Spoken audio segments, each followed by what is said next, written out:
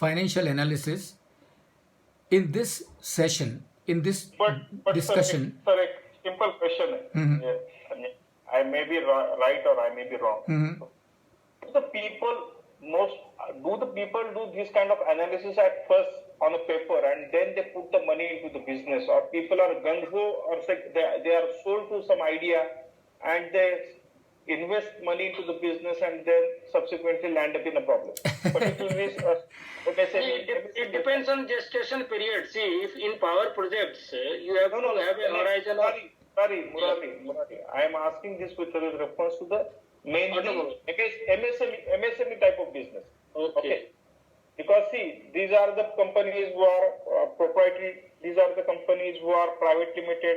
In some cases, they are limited. But are they doing this kind of detailed analysis on paper? No doubt, banks may be asking them something. They may be doing something. But subsequently, when they land up in a problem, it appears that prima facie they are not most worried, or say they are just inclined to one thought process. Yeah, no, actually, a very good point that you have mentioned.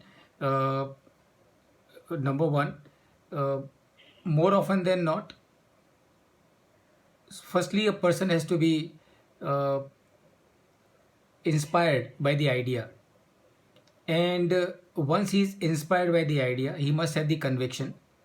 And once he has the conviction, then he has to put the numbers in place.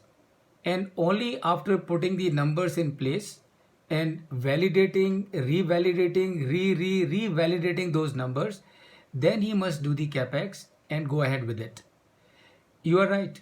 Many times, many people, they like the idea, and without applying their mind and doing any analysis, going by what the hear says, अरे ये project बहुत अच्छा है, ये अच्छा है, इसमें बहुत प्रॉफिट है.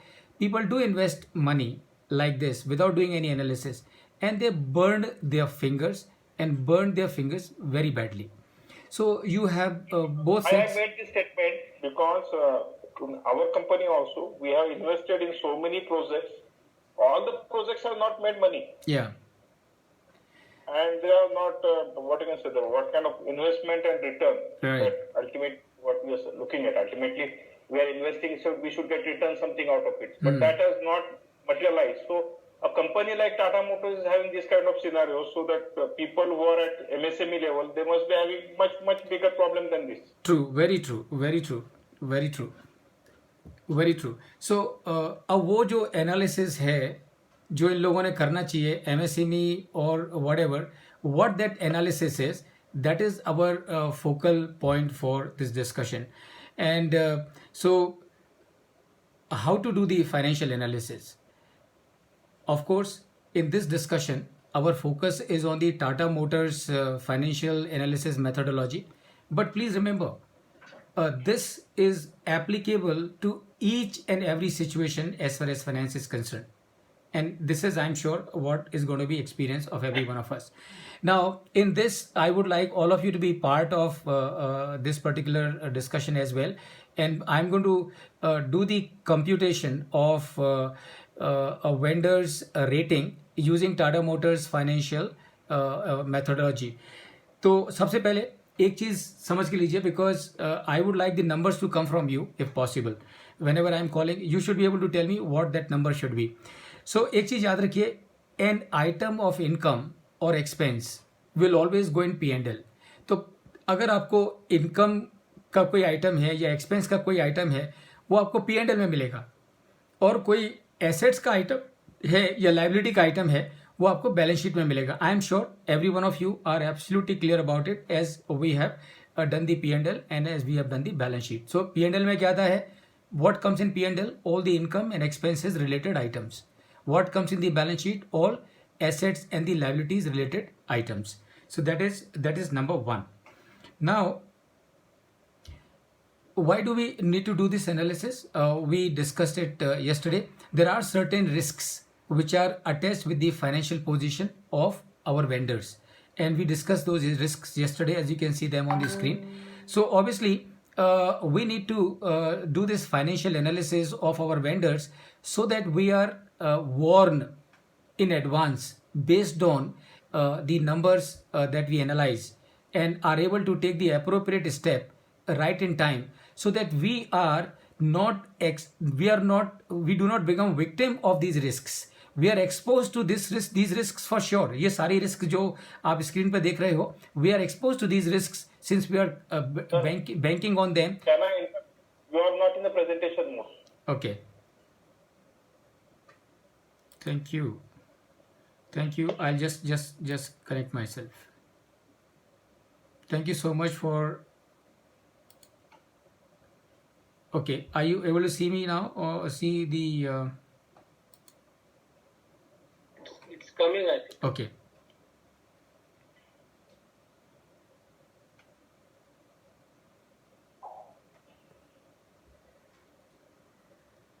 Is it come?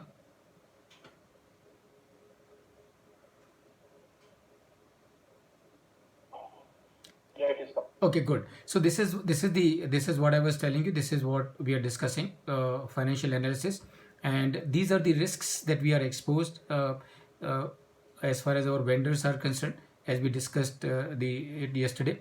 And one question that I'm sure must be coming to your mind as to why do we need to worry about the financials or the financial position of our vendors.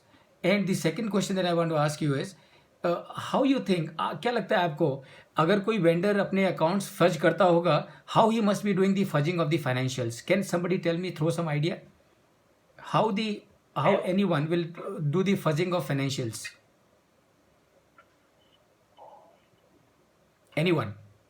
They show the WIP or raw material inventory much higher than it is actual in their companies. Very good. Very good. So WIP and finished goods. Yeah. Reassessment of their assets, revaluation of assets, and maybe wrong revaluation. Wrong revaluation. Okay. Bad valuation of assets. Okay. Wrong valuation of assets. All right. Okay. Yeah. You're not audible. Valuation of non-usable inventory. Okay. Valuation of. Okay. Okay. Good. What else? Non-usable inventory at a higher rate. Okay. Inventory at high rate. Okay. Very good. So wrong valuation of inventory. They are booking the invoices or say booking the sales and subsequently write it off Okay. Very good. as a bad. Okay.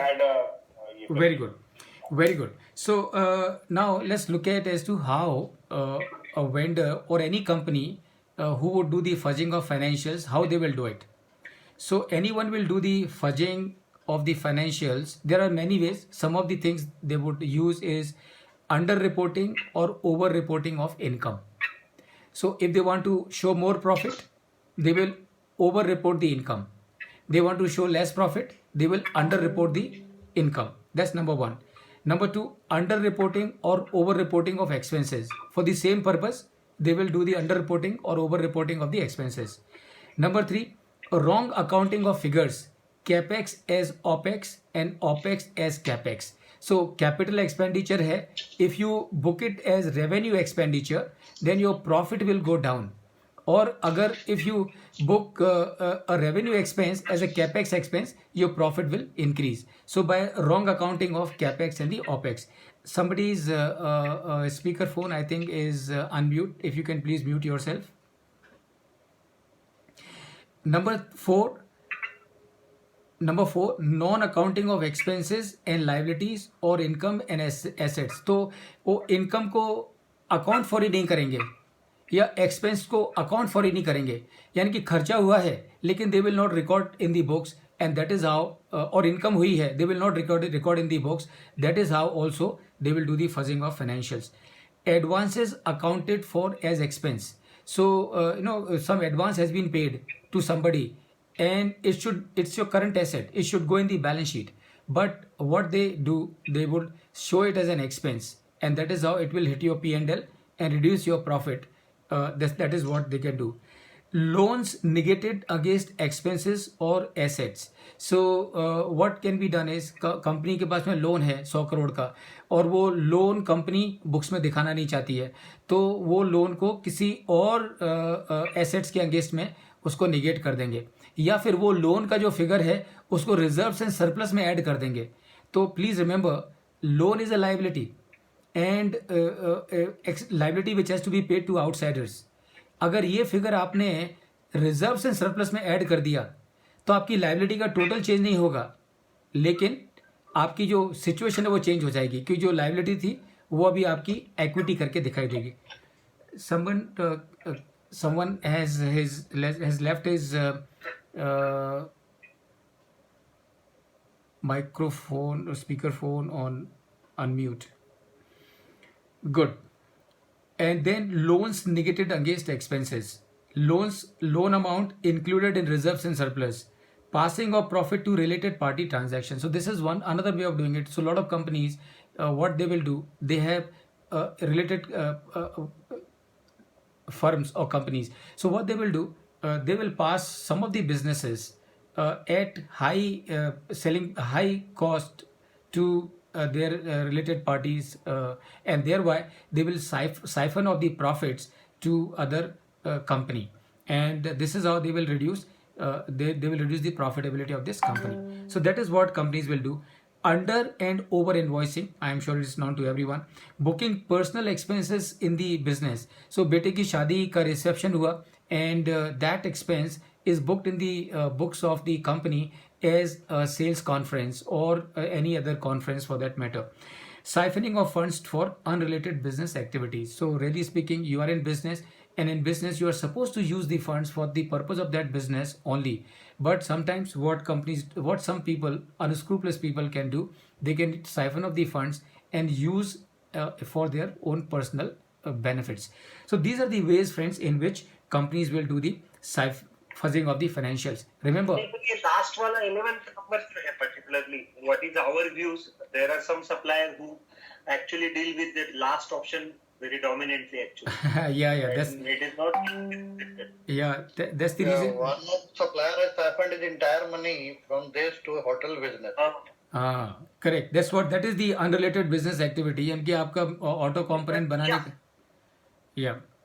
How to dig out such things Yeah, for so- a siphoning of? Yeah. So that is why we are now moving to that actually. So how to figure out why will anyone resort to fudging? We will understand as to how to figure it out, that if somebody is siphoning, or how to figure it out. Why will anyone resort to fudging of financials? There are two reasons.